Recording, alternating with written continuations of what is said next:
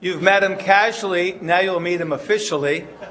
I'd like to introduce Barbara Ratke, who is the Director of Continuing Ed for the School of Theology and Ministry and Church 21 Online. I hope you all know about Church 21 Online. I think it's in your booklet. Fabulous theological programs available online through her office. So Barbara will introduce officially Professor Groome. Thanks a lot, Tomasa. Thank you. Thomas Groome is originally from County Kildare in Ireland and holds equivalent master's degrees in divinity from St. Patrick's Seminary in Carlow, Ireland, and master's and doctoral degrees from Fordham University and the Union Theological Seminary, Columbia University, respectively. Tom is now Senior Professor of Theology and Religious Education and has taught at Boston College since 1976. In addition to his teaching responsibilities, he's the chair of the Department of Religious Education and Pastoral Ministry within the School of Theology and Ministry. Tom is an acclaimed author with a long list of books and religion curricula to his credit, including What Makes Us Catholic, which is one of our very well-known and popular courses based on his book, which also has that name. And he's co-edited a book, Reclaiming Catholicism, Treasures Old and New, published in 2010. And his newest book, entitled Will There Be Faith?, will be out this summer. It promises to be a blockbuster. I've seen the manuscript. Tom developed the shared Christian praxis pedagogy, one that's rooted in experience and reflection and designed for action. This approach forms the framework for leading religious education materials today. In the past 35 years, Tom has given over 1,000 presentations. This is probably 1,001. Including keynote addresses at all major conferences of religious educators in North America. Among his many honors in 2008, Dr. Groome was recognized by the Boston College Graduate School of Arts and Sciences for his superior work in teaching master's students. Tom Groome. Thank you, Barbara. Thank you. Thank you very much. We are a bit of a faithful remnant. You'd think after 1,000 presentations I would get it right this time. I want to begin by saying how embarrassed I am by my PowerPoint. I don't think I should even show it to you at this stage. After Bob Bordone's extraordinary PowerPoint, and then I went to Breda Gill Austern, and she had the same kind of, all kinds of characters and images and beautiful pictures. Mine are going to be so pedestrian. Now, the good news is that Tommaso Kane is putting on a workshop this Tuesday. The title of it is How Not to Use PowerPoint. And I'm probably going to be one of the examples that he's going to draw upon, but I'm going to take the workshop and find out how not to use PowerPoint. On the other hand, at this time on a Saturday afternoon, after a spectacular day, would you agree? Yes. After a spectacular day, you really don't need tremendously entertaining PowerPoint, I suppose. You know, because, and I find at this time on a Saturday afternoon, I get a lot of agreement from people. Yeah, I've had people agree with me permanently on a Saturday. So we'll be gentle and kind to ourselves, and even if the PowerPoints are not terribly exciting, I bet I'm going to have some good questions for you. Now, why are we here? We're all here for the same reason. We really do think that God was in Jesus Christ, reconciling the world to God's self, and giving us, and Paul obviously means us Corinthians, us Christians, as he addressed the Corinthians, giving us the ministry of reconciliation. So this ministry of reconciliation comes with the territory. Now, what I would love to do is begin to invite you to process, that is not a type of cheese, to process some of what you're going to take away and what you're going to put to work. I do have a few suggestions to make.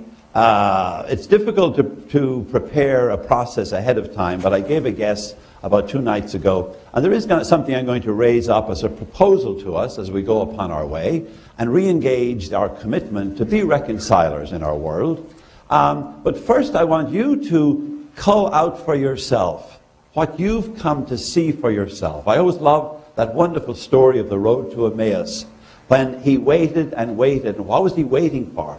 He was waiting for them to come to see for themselves. Because he knew that if you come to see for yourself, that's when you're most likely to turn around and go back toward Jerusalem and to re-engage the ministry of reconciliation or wherever it needs to be done. So what have you come to see for yourself out of this day together, this blessed day? That's the stuff that will make a difference in your own faith journey and in what you do in your ministry as well. So let me be quiet and invite you to take your pen and paper and respond to this question if it works for you, or come up with a better one. What are you coming to see for yourself? I sometimes ask this question simply by, what did you learn in school today? I have a little 10-year-old boy, Teddy, the joy of my life. And isn't it amazing how a big gathering of people can decide all at once that I did indeed get a very late start in parenting, even without talking about it or anything. You all made that decision just as soon as I said it. Teddy, I often say to him, so Teddy, what did you learn in school today? And he always has a story. My question, a little more sophisticated here. What are some of the best insights, the best wisdoms, the convictions that you're taking away from today? Please take a note, write them down, and as I always say, the most important notes you'll take today. When you go home and you tell some of the story of today to a friend, a spouse, a community member, whoever, a neighbor, what will you be sure to highlight about it that was helpful and hopeful? And a follow-on question, name some implications for your own faith and for your own ministry, your own context, community, family. It's wonderful to come to good insights. But as Bernard Lonergan said after writing a huge big book entitled Insight, he began his next book by saying, insights are a dime a dozen. In other words, what do you do with them? How will you put them to work? And don't make too many resolutions. One good one will be enough. But 5 years from now, 10 years from now, what from today would you still want to be an integral part of your style, your approach, your commitment, your practices, your work in the world? So, some implications for your faith or for your ministry. Now, as we said this morning, reconciliation should surely always entail conversation. Let me invite you to the neighbor for a few more minutes, about 4 or 5 minutes each, and then we'll hear from a variety of voices and people. And I'll start with this side of the church because I was told this morning that I neglected you over here, so my apologies. We'll begin with you when we come back. Let's take 4 or 5 minutes with a neighbor beside you. And as I said, if you're too tired to come up with any insights or implications, turn to the neighbor. They always have something to offer. Unfortunately, we're cutting off good conversation. Let's hear from 4 or 5 people. We'd love to hear from everybody, but tell us some of the best wisdom, the best commitments, the implications for your own faith. Tell us some of the rich harvest that you're bringing home with you, and we'll put to work wherever you find yourself. Let's start on this side of the church. Yourself.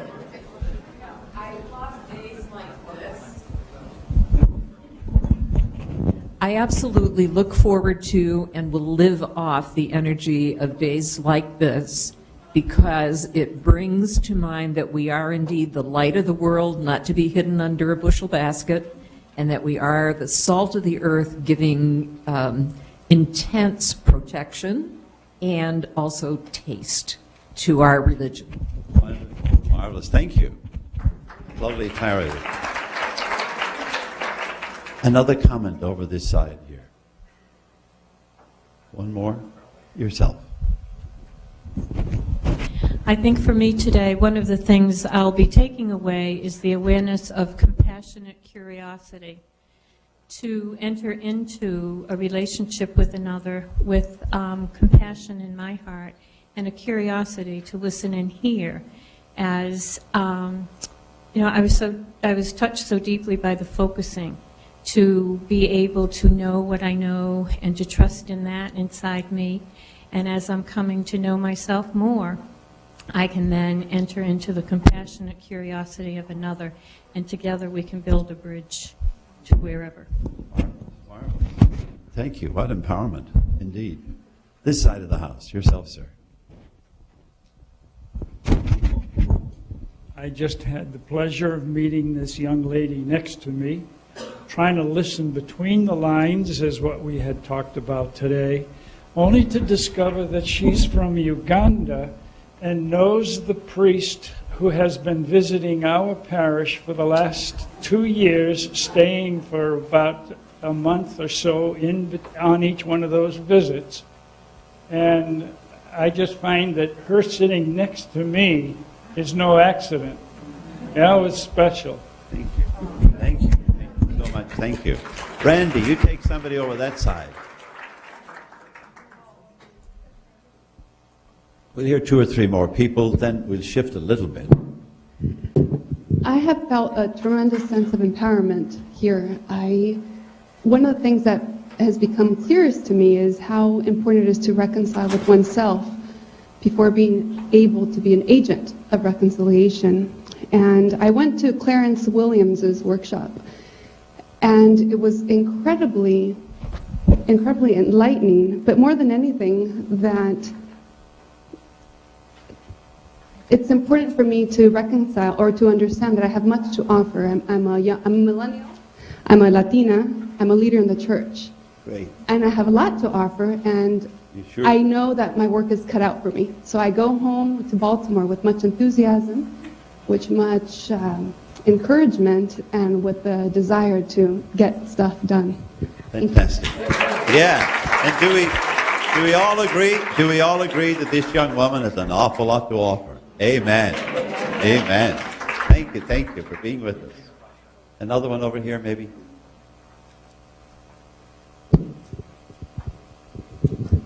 Hi. What I took away from this today was it was interesting that we need to take time to focus ourselves and be able to go deeper by naming our feelings, by clarifying our feelings, and then taking action to heal ourselves. And then that'll help to lead us to a deeper self-identification and knowing. And then that would also lead to a clearer communication within the community so that we're able to be fully alive in ministering to others. Wonderful. Thank you. Thank you. Let me, and that's a wonderful note of transition for me, because I'm going to make a few comments and then give you back a closing question to take with you if we don't spend time with it.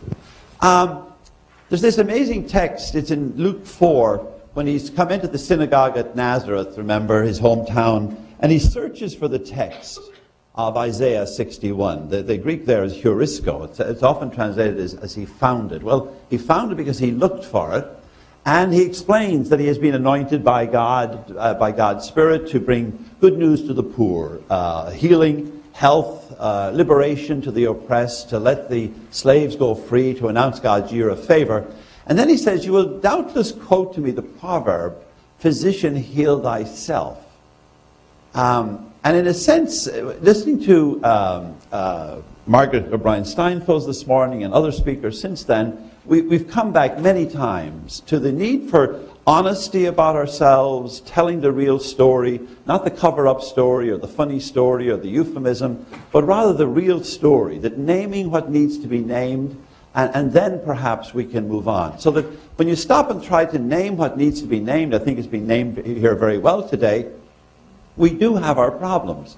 And when we go out into the world as reconcilers, people could readily say to us, physician, heal thyself. I mean, in other words, what might enable this broken faith community, particularly broken at this point in time, yet what will enable us as a community, me as a person, to be a wounded healer in our world? Because that's what in fact we will be, both to our own communities and families, but to the world at large.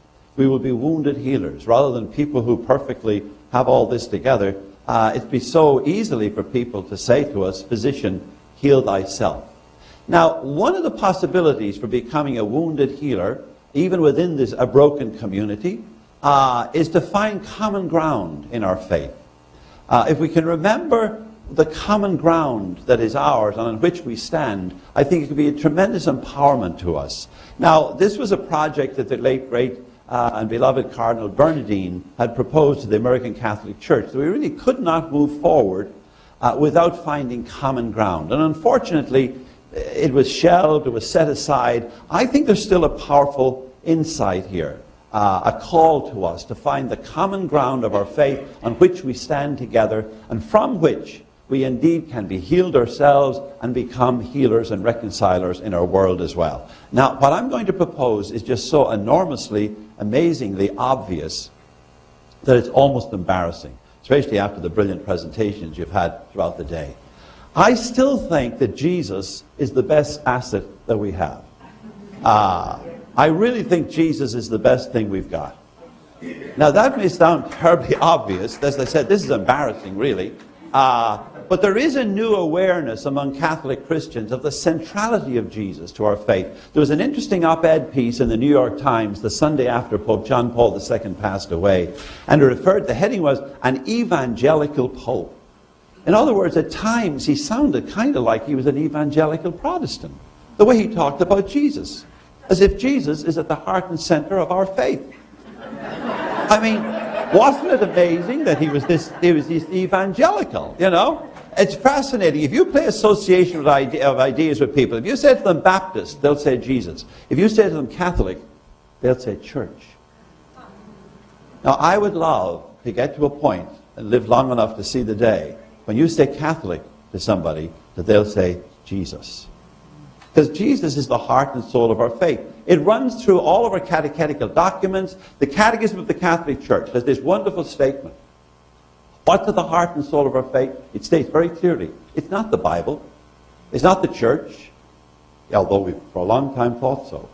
It's not the sacraments, not the dogmas, the commandments. Now, all of these things are constitutive of our faith, enormously important to our faith. But at the heart and soul of it all, what do we find? We find the person of Jesus of Nazareth, the only Son from the Father. And it's lovely how the Catechism states it.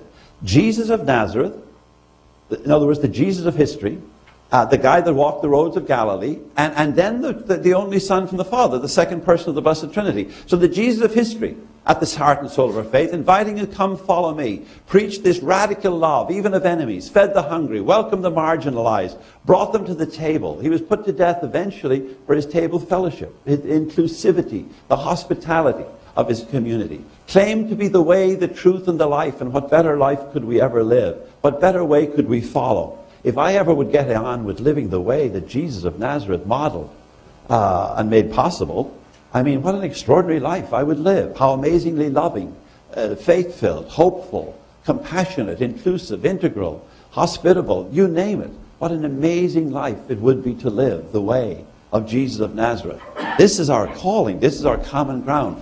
And then we believe that he was the Christ of faith, that he was indeed God among us as one of ourselves. This extraordinary claim that we make about this man, that he was truly God with us, God in the midst of us, God who pitched God's tent and came with us wherever we'll go, the second person of the Blessed Trinity. And we believe that by his life, death, and resurrection, and I mean, what a story of resurrection we have to tell. That he did make possible for the flourishing of people. We've named it all kinds of ways: redemption, salvation, empowerment, divinization, adoption, justification. Paul, you've got 20 metaphors in Paul trying to say, what difference did this Jesus of Nazareth make to human history? Or Anselm asking the question, cur deus homo, why did God become a person? And our overwhelming response is to transform life, to make possible what is impossible, to conquer death, to bring people together, to reconcile us, to save us, to redeem us, to liberate us. Pick your metaphor. And we pick metaphors, of course, that are adequate and effective for our particular time. But we do believe that he made possible this extraordinary human flourishing, and that by God's abundant grace in Jesus Christ, as Paul puts it, that we actually can live as disciples. That he wasn't just a model of how to live, He also made it possible. But then this Jesus, we're not Christomonists. We're not just focused on Jesus. Jesus is always the heart and soul of our faith. But of course, Jesus reveals God to us. Now, building on the whole tradition of his Jewish faith, etc., and coming out of the Hebrew Scriptures, God comes to us through Jesus as this ultimate mystery. This God of the heavens, and yet, as the psalmist puts it, a God of the earth. A God who is deeply involved in God's world to effect God's reign of justice and compassion, of peace and holiness, of healing, always in partnership with us. Our good Catholic theology of nature and grace. God doesn't do it for us. God doesn't do it without us. God does it with us. God does it through us. Grace empowers nature. That this God is a God, we ultimately claim that God is love. And not only is love, but is in love, and in love with us. This triune loving community, that God would have to stop being God in order to stop loving me, you, or anybody else. This extraordinary conviction we have. It's amazing how our theologians for so long said the Trinity, it's a mystery you cannot explain. Now they're saying the Trinity, it's a mystery that explains everything. Explains everything about who our God, now it's still a mystery you cannot explain, but explains everything about who our God is and who we are to be as a God, as a people of God.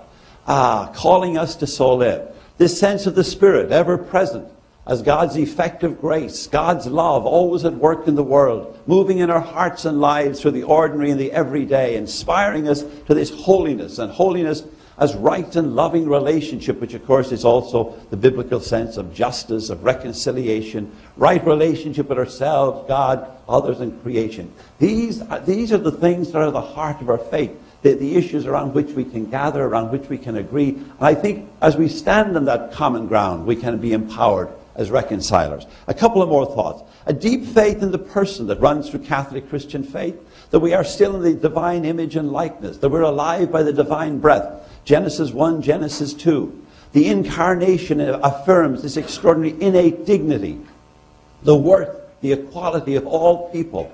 That we're indeed capable of sin, dreadfully so, and yet essentially good, grace, capable of being partners with God. This amazing anthropology that we have, this amazing sense of ourselves, and what our potential is, and what our possibilities are, especially by the help of God's grace. This sense of faith in life, that indeed it is a good gift to be embraced, to be celebrated, to be cherished, to be defended, that life in our world is even sacramental. We encourage God, we encounter God through the ordinary and the everyday of life. And then we have the audacity to show up in our churches and believe that our God comes looking for us through bread and wine and water and oil and lovemaking and marriage. And the sacramentality of life simply gets gathered up and celebrated through these 7 great symbols. And then we have the audacity to believe that this Eucharist is indeed a real presence, a body and blood presence. We talk about it, and you can't be any more present than body and blood present.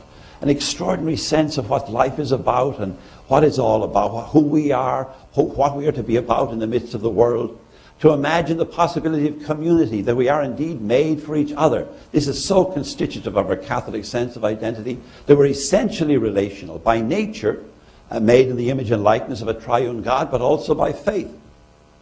Called to work as the body of Christ for God's reign on earth as it is in heaven. And that we have this sense of the bond of baptism is never broken, not even by death. This sense that we have of Mary as first in the communion of saints, and that the saints and souls are still with us, and that they're not nearly as dead as first reported. They're all there with us in this sense of community, praying for us and we praying for them, etc. This is an extraordinary faith of ours. I suppose what I'm saying, let me tell a quick story and say why I've done this.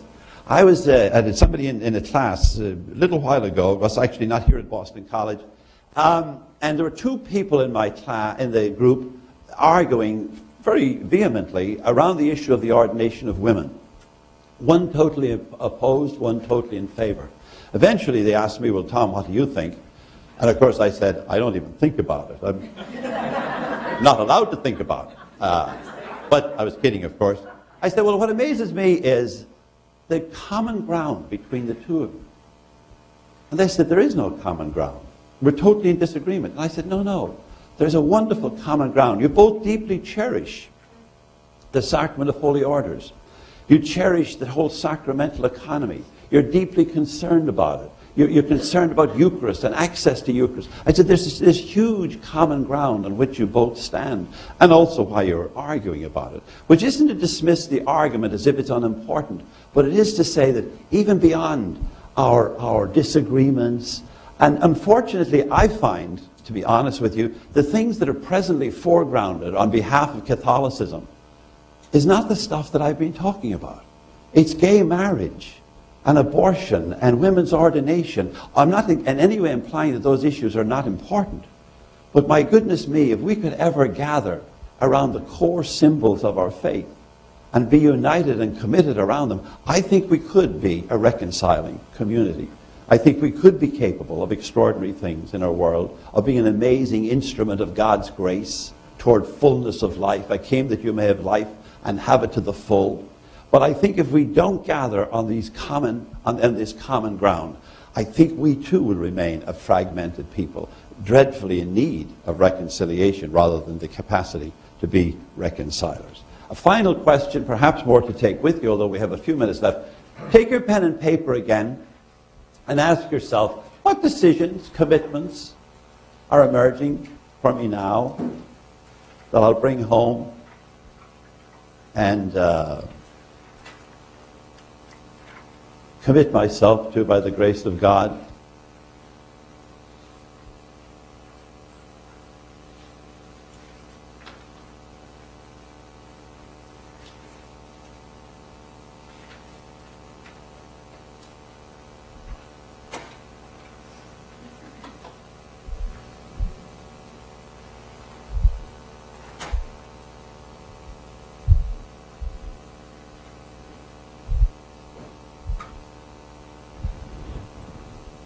We have time to hear from 5 or 6 people. Some decisions, perhaps, that are emerging for you. It may be too soon, but are there any perky for you?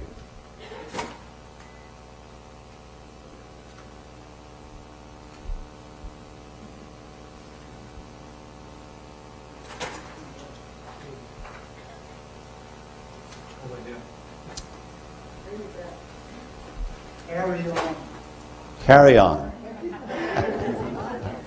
That's a good sentiment. Yeah, don't give up, that's for sure. Carry on. Another one that you want to raise up for the rest of us? Yourself. The thing that stays with me is a loneliness. The word witness. Yes. We're witnesses of that faith. We are witnesses to God's faith by the grace of God. We are capable of being witnesses. Yes, indeed. Thank you. Over this side of the house. Yourself. Keep it simple. Keep it simple. Yeah, that's not a bad idea. There are some great, Bernard Cook used to love to say, you know, Christian faith comes down to a few simple truths. The wonderful thing about them is that they are true. But it's all the subdivisions and the sub-questions and the sub-questions within the sub-questions. I suppose what I'm trying to point us toward is what I refer to as the deep structure, the deep waters of Catholic faith. I always love that story in Luke 5, I believe it is, where Peter has fished all night and has caught nothing. And Jesus borrows his boat. And so Peter's not yet a disciple. So then Jesus said to him, look, cast out again. And Peter says, no. I mean, we're going home to bed. And we've been fishing all night. But something had happened for Peter in listening to Jesus. So Peter says, well, look, at your word, we lay down the... But Jesus said, but cast out into the deep waters. And I think it's the deep waters where we'll find the payload that we're looking for at this point in time to sustain our faith and to nurture us as reconcilers in the world. Or the lovely text in John 4, another one of my favorites, when he explains to the Samaritan woman, that there'll always be fresh water. But we've got to find the fresh waters that will always gush up to eternal life. Dan Harrington, my colleague at the STM, says that the best translation there is not just springing up, but actually the Greek is gushing. But it has to be fresh water. We can't go back to old stagnant waters. If we do, we'll die. What I meant, but again, Sure. No, the center is Jesus. that's right. The center. we'll always find fresh water in this Jesus. That's what he said himself, that this is his gospel. There'll always be fresh waters. Yourself at the back. I like your slide, so but you said Jesus is our best asset. And I remember my husband and I were riding and talking, and we agreed with Jesus when he said, I be lifted up. I will draw on you. Yes. And so for me, I'm going to focus more on Jesus and talk about him more. I'm a prison chaplain. Yes. And so in my talks with the women, I will focus more on Jesus. Yes. Instead of the Yes. issue in the prison. And I think that's tremendously important in your context. The very limited experience I've had working in prisons, and it's very, very limited. But I find when I go into the prisons and to do workshops, and I typically do them at the women's prison in Framingham, it's my favorite prison to go to. I've been to Norfolk and all, but I find is when you go in there, the evangelical chaplains have their prisoners, have their congregants talking about Jesus, but it's as if the Catholics are into something else, but it's not just, as I said, to become Christomonists. It's simply to go back to the center and heart and soul of our faith. One other comment. A good zinger that somebody will send us away with. Yourself. Don't mean to put pressure on you, but yourself. I feel my own personal witnesses in what God has done in my life. Yes. And not just to talk about it, to show by example. Fair enough. On that happy note, it's marvelous. We're moving toward our prayer time. Thank you so much. Do take your notes home with you, because that's what you're going to put to work. Thank you.